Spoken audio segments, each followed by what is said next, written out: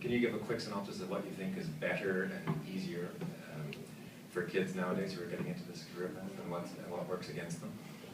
Well, ignore the TV side of it. What's unfortunately happening in the industry, because of, there's a great side to food television and the public relations that surrounds it, but it also creates a bit of a false expectation on the side of young chefs coming in. So I think you're getting a slightly different animal coming into the craft that really doesn't necessarily survive the daily workload of the craft. So there'll be a natural filtering out, but as a young chef, it takes about 7 or 8 years to sort of define your career and to get your basics, and you need to work under great chefs like sitting at this table.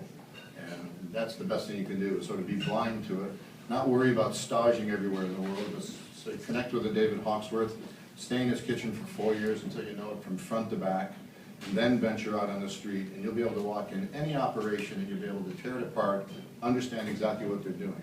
But if you fragment your educational process, you don't really ever get the depth of understanding of a restaurant, and that's what will make a good restaurant. And I think for me, I have a sentence I say to the cooks, to the kids at the restaurant. I try to translate in English, but I say all the time, today you have to take time. Okay, I try to say it in English. Yeah, but you have to take the time non, dis-le. Je vais le dire en français. Okay. Aujourd'hui, les gens ne prennent pas le temps de faire des choses qui prennent du temps à faire. Right. Say, you know. Don't race You don't take time to do the things that take time. Yeah, perfect. That's perfect. No, and that's true. That's true. The kids like to go fast, and it says when you start your career, find to you a mentor. You know, it's all different chefs. Everybody has a personality. Find the one you like, you feel comfortable with his philosophy of food. Go there, work what David do in England, working, and learn. And now that's the reason he's there, maybe because he's working hard and he find a good place to learn. And now that's the best advice I can give to a kids now. Start to cooking. Stop to try to do restaurant every 3 months and take magazine to replicate a plate. Don't think about replication. Think about learn a philosophy, learn a way of life. You know, and that's the best advice.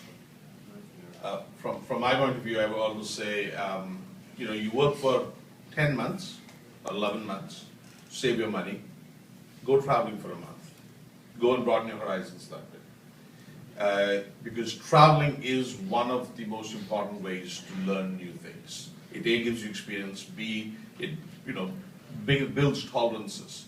So I think the idea is you take some time, go and travel and experience the rest of the world, how everybody is doing. Whether you go to a city, whether you go to Montreal, or whether you go to Toronto, or whether you go to New Delhi, go and visit those places, check them out.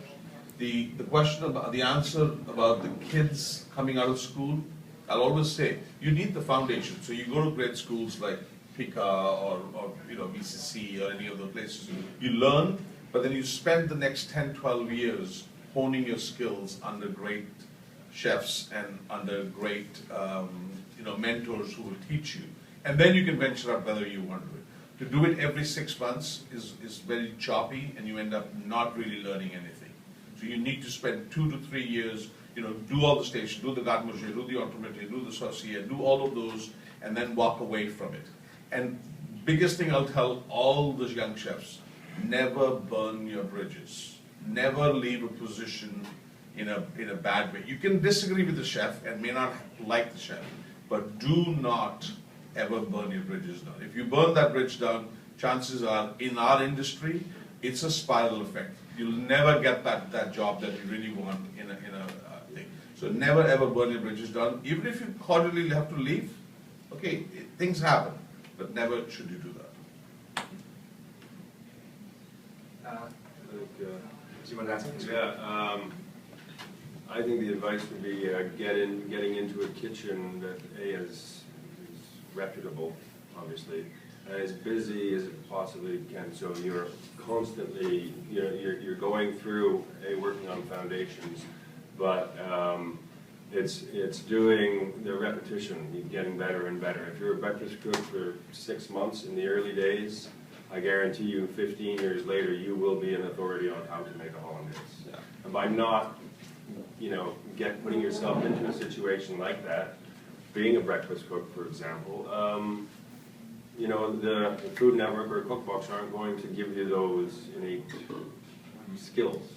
You know, so really making sure that you set yourself up in the appropriate sort of kitchen where it is a little bit on the traditional / classical foundation at least.